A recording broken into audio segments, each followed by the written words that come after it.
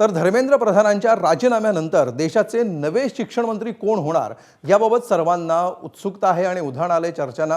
मुख्यमंत्री देवेंद्र फडणवीसांना शिक्षण मंत्रीपद मिळू शकतं अशी शक्यता आज पुन्हा एकदा संजय राऊतांनी व्यक्त केली आहे। तर हर्षवर्धन सपकाळांनी सुद्धा फडणवीसच शिक्षण मंत्रिपदासाठी योग्य दावेदार असल्याचं म्हटलंय।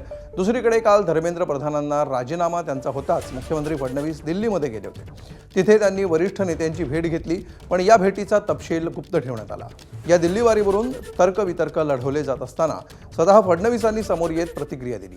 आपण मुंबईतच आहोत आणि महाराष्ट्रातच राहणार असल्याचं फडणवीसांनी स्पष्ट केलं आहे। त्यामुळे फडणवीस दिल्लीला जाणार असल्याच्या चर्चांना पूर्णविराम मिळाला आहे।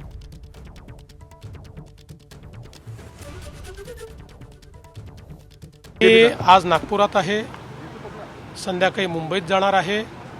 मी मुंबईतच आहे, मी महाराष्ट्रातच आहे। देखिए, Prahlad Joshi temporary education minister है। सर्च और रिसर्च सरकार में चल रही है और best education minister Devendra Fadnavis हो सकते हैं, ये उसके ऊपर मोदी जी ने मन बना लिया है, हमारी जानकारी है। केसाने गळा कापण्याचं कौशल्य हे पूर्ण त्यांना आत्मसात असल्यामुळे धर्मेंद्र प्रधानांच्या ऐवजी जर देवेंद्रजी जर झाले तर त्यांना शिक्षणाचं, मी भविकरण म्हणणार नाही, पण शिक्षणामध्ये ज्योतिषशास्त्रासारखे विषय आणणं, शिक्षणामध्ये जो आधुनिक जो सगळं सायन्स आहे, आधुनिक जे विज्ञान आहेत किंवा वैज्ञानिकांचे जे सिद्धांत आहेत ते बाजूला ठेवून त्यांना मनुस्मृतीतले श्लोक वगैरे असं आणणं, हे त्याच्याकरता हा परफेक्ट असणारे व्यक्तिमत्व आहे। त्यामुळे त्यांचा विचार प्राधान्याने होईल।